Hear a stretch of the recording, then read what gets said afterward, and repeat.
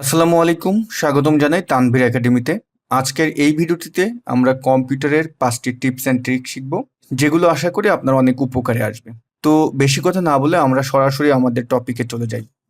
ওকে, আমাদের প্রথম যেই টিপসটি হলো সেটা হলো যে আমরা অনেকেই আছি যে জানতে চাই আপনি যে কম্পিউটারটি কিনেছেন সেটা কত সালে তৈরি হয়েছে। তা এটা আসলে কিভাবে বের করবেন? এটা জানা বা বের করার সহজ একটি পদ্ধতি দেওয়া আছে কিন্তু। তাই এটা আমরা কিভাবে করব সেটা দেখি। আপনি চলে যাবেন নিচে টাস্ক বারের এই যে সার্চ অপশন আছে এখানে।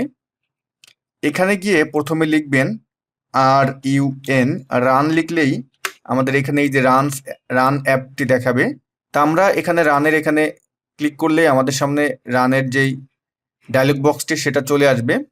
এখানে এখন আমরা লিখব MSINFO32.exe। দেখেন আমি যেটা লিখলাম স্ক্রিনে বড় করে দেখাচ্ছি, আশা করি আপনারা বুঝতে পারবেন। তারপরে আপনি ওকে বাটনে প্রেস করবেন। এরপরে আপনার সামনে দেখবেন নতুন একটি ডায়লগ বক্স চলে আসবে। এখান থেকে আমরা দেখব যে বায়োস ভার্সন বা ডেট। এখন এখানে যদি যাই, দেখুন আমার এই কম্পিউটারের যেটা নাম সেটাও চলে এসেছে এবং এটা কত সালে ভার্সন এবং ডেট দেওয়া সেটাও কিন্তু এখানে আমরা দেখতে পারতেছি। তো সুতরাং আমরা কিন্তু জেনে গেলাম যে আমাদের এই কম্পিউটারটির বায়োস ভার্সন কত বা ডেট কত। এছাড়াও আপনি কিন্তু এখানে আপনার কম্পিউটারের প্রসেসর সেটা কিন্তু ডিটেলস দেখতে পারতেছেন। তারপর আপনার সিস্টেম এসকিউ সেটাও দেখতে পারতেছেন। যাবতীয় সকল ইনফরমেশনগুলো কিন্তু এখানে সুন্দরভাবে দেওয়া আছে, যেগুলোর মাধ্যমে আপনি আপনার কম্পিউটারের অনেক হিডেন তথ্যগুলো এখান থেকে কিন্তু পেয়ে যাবেন।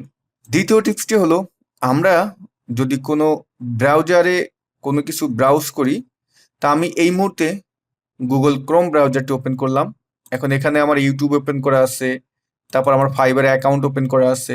আপনার হঠাৎ করে দরকার হলো, কি দরকার হলো যে আপনি নতুন একটি ট্যাব ওপেন করবেন। তা আমরা যেটা করি যে এই যে প্লাস আইকনটি আছে এখানে গিয়ে মাউসের বাটন দিয়ে আমরা যখনই ক্লিক করি তখনই আমার নতুন ট্যাব ওপেন হয়, অন্যথায় কিন্তু আমরা এটা করতে পারি না। তা এটা কিন্তু করার একটি শর্টকাট ওয়ে আছে, সেটা হলো আপনি যদি এখন যেই ট্যাবেই থাকেন না কেন Ctrl+T বাটন প্রেস করেন, নতুন একটি ট্যাব কিন্তু ওপেন হচ্ছে। আবার এখানে থেকেও যদি Ctrl+T বাটন প্রেস করেন, নতুন একটি ট্যাব ওপেন হচ্ছে।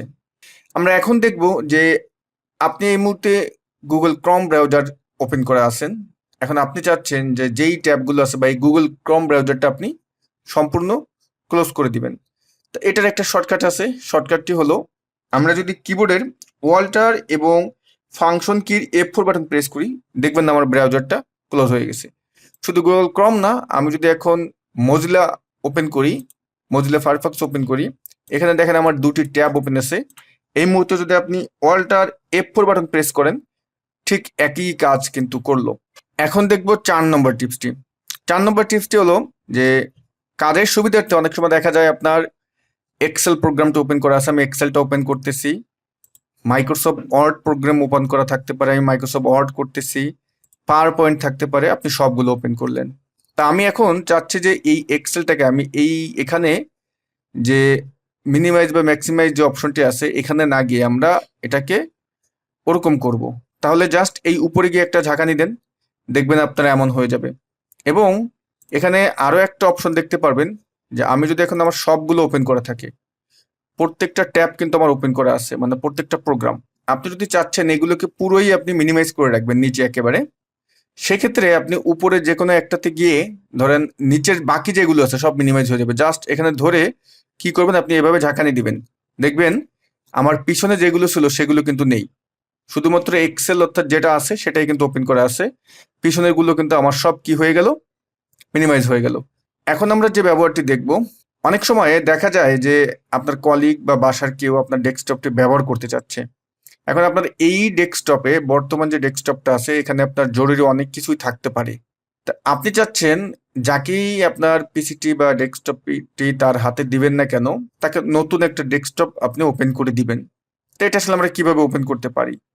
দেখুন, আমি যদি এখন কিবোর্ড থেকে উইন্ডোজ বাটন এবং ট্যাব বাটন প্রেস করি, আমার সামনে এমন একটা ইন্টারফেস চলে আসলো। এখন আমরা এই যে উপরে দেখতে পারতেছি নিউ ডেস্কটপ, আমার এটা কিন্তু একটা ডেস্কটপ। আপনি এখন নিউ একটা ডেস্কটপ যদি ওপেন করতে চান, আর এই ডেস্কটপে আমার কি কি ওপেন করা আছে সব কিন্তু দেখাচ্ছে, এবং আমার হিস্টোরিগুলোও কিন্তু এখানে দেখা যাচ্ছে যে আমি কি কি করেছি। তা আমরা যে কাজটি করবো, যেহেতু নতুন একটা ডেস্কটপ ওপেন করে আপনার কলিগ বা অন্য কাউকে আপনি হ্যান্ড ওভার করতে চাচ্ছেন, তা আমরা এই নিউ ডেস্কটপে আমরা ক্লিক করব। এখন আমার এখানে কিন্তু ডেস্কটপ 1, ডেস্কটপ 2 কিন্তু দেখা যাচ্ছে। ডেস্কটপ 2 হলো এখন আমরা যেটা তৈরি করলাম। আমি যদি এখন ডেস্কটপ 2 তে ক্লিক করি, এটা হলো আমার ডেস্কটপ 2। কিন্তু নিচে দেখেন, এখানে আমার কিন্তু কোনো প্রোগ্রাম ওপেন করা নেই। আপনি কিছুক্ষণ আগে যে কাজগুলো করতেছিলেন সেটা কিন্তু আর সে দেখতে পারতেছে না। তাকে যদি নতুন করে কাজ করতে হয়, তাহলে দেখা যাবে যে তার নতুন প্রোগ্রামগুলো আবার ওপেন করে তারপর এখান থেকে কাজ করতে হবে। আচ্ছা, আপনি যদি আবার ওই ডেস্কটপে ফেরত যেতে চান, তাহলে উইন্ডোজ ট্যাব বাটন প্রেস করবেন এবং এই যে ডেস্কটপ অনে আমি চলে আসলাম, এবং দেখেন নিচে আমার এক্সেল, তারপর পাওয়ার পয়েন্ট, এগুলো কিন্তু আমার অন করা আছে। ওকে, তো এটা একটা ভালো মেথড। এখন এটাকে যদি আপনি চান যে ওই যে অতিরিক্ত যে ডেস্কটপটা আছে ওটাকে ডিলিট করে দেবেন, তাহলে কিভাবে করবেন? উইন্ডোজ ট্যাব বাটন প্রেস করেন, এই ডেস্কটপ 2 তে এসে জাস্ট এই যে ক্লোজ বাটনটি আছে এখানে একটা ক্লোজ দিয়ে দেন, তাহলে আপনার এটা ক্লোজ হয়ে যাবে। আর এখন যেটা আছেন এটা তো আপনার অরিজিনাল। আমরা এখন দেখে নেব একটি বোনাস টিপস। বোনাস টিপসটি হলো যে অনেক সময় আছে আপনার কিবোর্ডে খুব প্রবলেম করেছে। এখন কিবোর্ড প্রবলেম করলে আপনার কম্পিউটারটা ব্যবহার করা লাগবে। সেক্ষেত্রে কম্পিউটারের ভিতরে যে কাজটি করতে পারবেন, যে টাচ কিবোর্ড নামে একটি অপশন আছে বা টাচ কিবোর্ড আছে, এটার মাধ্যমে আপনি কিবোর্ডটি ব্যবহার করতে পারবেন। তো এটা ব্যবহার করবেন কিভাবে? চলে যাবেন আমাদের যেখানে সময়টা উঠে, সেখানে এই যে ঘড়ির টাইম টুইম এগুলো উঠে, এখানে গিয়ে এই জায়গাটা গিয়ে জাস্ট টাস্ক বারে গিয়ে রাইট বাটন ক্লিক করবেন, করে এইখানটায় দেখবেন যে যে শো টাচ কিবোর্ড বাটন, এখানে আপনার টিক দেওয়া থাকবে না, আপনি জাস্ট এখানে টিক দিয়ে দিবেন। তখনই দেখতে পারবেন যে এইখানটায় আপনার কিবোর্ডটা দেখাচ্ছে। এখন আপনি এটা যদি ক্লিক করেন, আপনার দেখেন কিবোর্ডটা চলে আসছে। হুবহু আপনি কিন্তু সবকিছু এখান থেকে লিখতে পারবেন আপনার কিবোর্ডের মতো করে। তো এটা দারুণ একটা অপশন, অনেক উপকারে আসে। আমারও মাঝে মধ্যে উপকার আসে। যারা অলস, কিবোর্ড টাইপ করতে চান না, তখন দেখা যায় কিবোর্ডটা ধরে আছে, সেই ক্ষেত্রে মাউসের সাহায্যে কিন্তু আপনি এই টাচ কিবোর্ডের মাধ্যমে নিজের কাজগুলো সেরে নিতে পারবেন। প্রিয় বন্ধুরা, আজকের ভিডিওটিতে দেখে নিলাম কম্পিউটারের কয়েকটি টিপস অ্যান্ড ট্রিক্স। যদি এই টিপস অ্যান্ড ট্রিক্সগুলো আপনাদের উপকারে এসে থাকে, ভালো লেগে থাকে, আপনার মূল্যবান মতামতটি জানাতে ভুলবেন না। ভিডিও শেষ করার আগে আপনাদেরকে একটি ঘোষণা দিচ্ছি, আমাদের Microsoft Excel basic to advance online live কোর্সের নতুন ব্যাচের ক্লাস শুরু হবে এই মাসের 8 তারিখ থেকে, অর্থাৎ আর মাত্র 2 দিন বাকি আছে। যারা আমাদের মাইক্রোসফট এক্সেল অনলাইন লাইভ কোর্সের এই ব্যাচে ভর্তি হতে চাচ্ছেন, তারা এই ভিডিও ডিসক্রিপশন বক্সে দেখবেন আমাদের কোর্সের লিঙ্ক আছে, সেই লিঙ্কে ক্লিক করলে আপনি আমাদের কোর্স সম্পর্কে জেনে যাবেন। অথবা স্ক্রিনে আপনারা যেই ছবিটা দেখতে পারতেছেন সেখানেও আমাদের কোর্সের হেল্পলাইন নাম্বার দেওয়া, সেই নাম্বারেও যদি ফোন দেন আমাদের কোর্স সম্পর্কে জেনে যাবেন। সবাই ভালো থাকবেন। আল্লাহ হাফেজ।